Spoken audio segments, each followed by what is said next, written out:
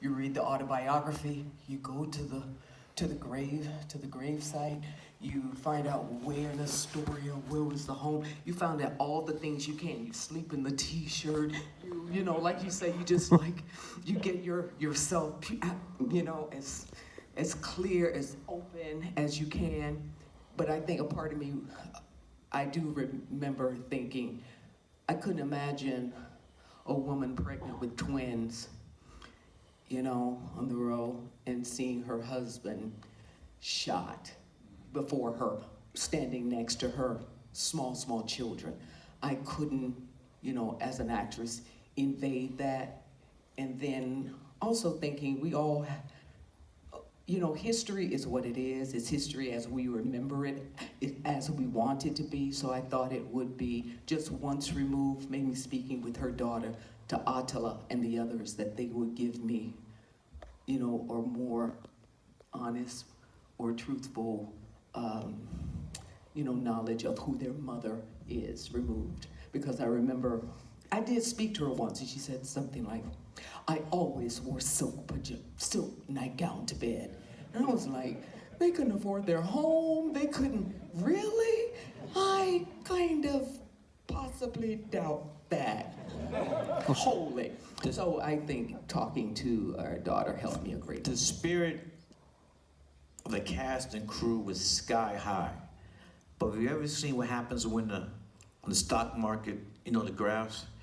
So we were up here, and at the end, before we had the Christmas break, that was the scene where we had to do the assassination, and the spirit of the crew was like rock bottom. You could see in people's faces, and we knew we had to do it, but no one was like, we dreaded shooting that filming that scene. Did you feel that? Absolutely. I mean, we were in the Audubon Ballroom. We were literally in the place, you know, and it was, the spirit of that moment was in the walls, you know. I think the podium was there. And do you also remember, incredible folk around us? There was a young brother, I can't remember his name, but he actually had an audio tape. Well, it's a couple of brothers.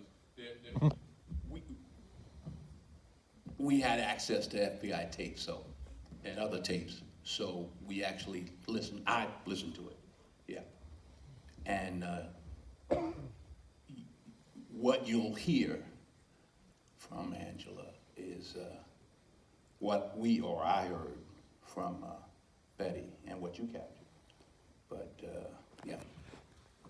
Right. We could actually, I think we were together and he played it for us and we actually heard her wailing, you know, that moment. There was a couple of guys, that one little guy you talking about, then Jeffrey Al-Muhammad, who was with me all the time, and they were coming out the woodwork with stuff, like the actual book that was in his pocket with the bullet holes and the blood in it, and we went back in the corner with, you know, I don't know where they took me, but they started laying it out, and I was like, oh, shoot.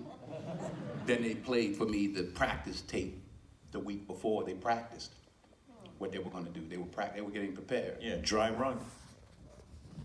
Get your hand on my pocket. Well, it's a 3-hour film, so